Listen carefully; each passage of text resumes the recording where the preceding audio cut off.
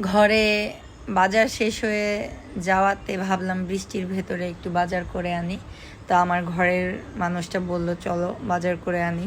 তো আমি আমার বোন পৃথিবী চারজনে মিলে আমরা যেই কথা সেই কাজ চলে গেলাম। প্রচণ্ড বৃষ্টি ছিল, বৃষ্টির ভেতরে বাজারে গেলাম, একদম ভিজে শেষ। বাজার করা শেষ করে সবাই আমরা আস্তে ধীরে একটা আমার যে ফেভারিট রেস্টুরেন্ট তোমরা সবাই জানো, গোল্ডেন প্লেস, তো সেখানে গিয়েছিলাম খিলগাতে।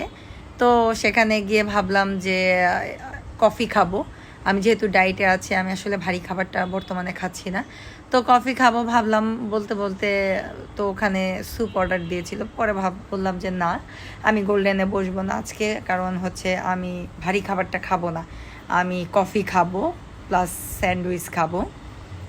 তো অলরেডি দেখো রেস্টুরেন্টের ভেতরে বাজার নিয়ে যায়, বসে পড়ে চলে গেলাম হচ্ছে কফি শপে, যেটা হচ্ছে আপন কফি শপ। তোমরা জানো আপনের কফিটা আমার কাছে most of the favourite coffee.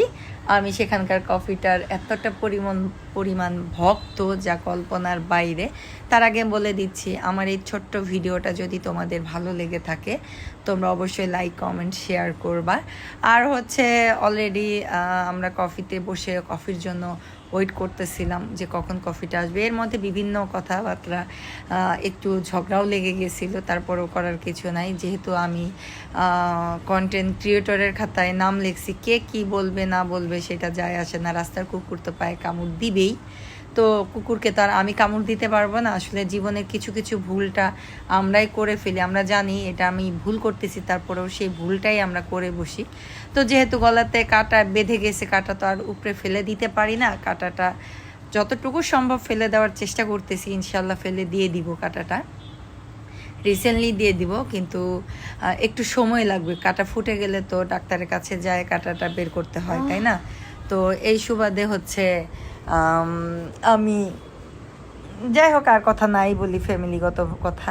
তো অলরেডি খাবার আমরা খাচ্ছি স্যান্ডউইচ। তো স্যান্ডউইচ খাওয়ার পরে কফিটার জন্য ওয়েট করতেছিলাম, কফিটা খাবো, এই হচ্ছে কথা।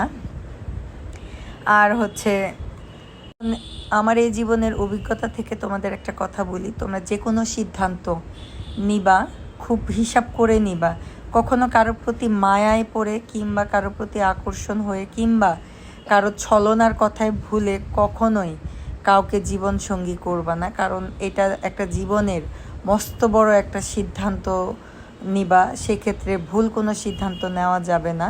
তো আমিও অনেক চিন্তা ভাবনা করে আমি আমার জীবনের ডিসিশন নেই, এবং এই জন্য আমি আসলে কাউকে আমার জীবনের লাইফ পার্টনার এখন পর্যন্ত বানাইনি। তোমরা অনেকেই হয়তো বলো আপু তুমি বিয়ে বসো না কেন? আসলে আমি কাউকেই বিশ্বাস করতে পারি না, কারণ একবার চুন খেয়ে মুখ পুড়ছে, তো আর চুন খেয়ে মুখ পুড়তে আমি চাই না, তাই আমি সিঙ্গেলই পছন্দ করি, আমি সিঙ্গেলই থাকার চেষ্টা করি। তো যাই হোক, আমার অভিজ্ঞতাটা আমি তোমাদের কাছে শেয়ার করলাম। তো আমার এই ভিডিওটা যদি ভালো লাগে লাইক কমেন্ট শেয়ার করবা।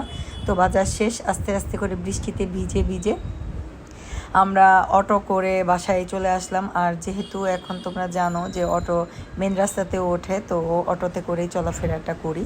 আর বেশিরভাগ আমি বেশি সময়টাই আমি খিলগাতেই কাটাই। তো খিলগাতেই একটা আলোচনা হোক বা বাজার হোক, সবটাই খিলগাতে এসে করি।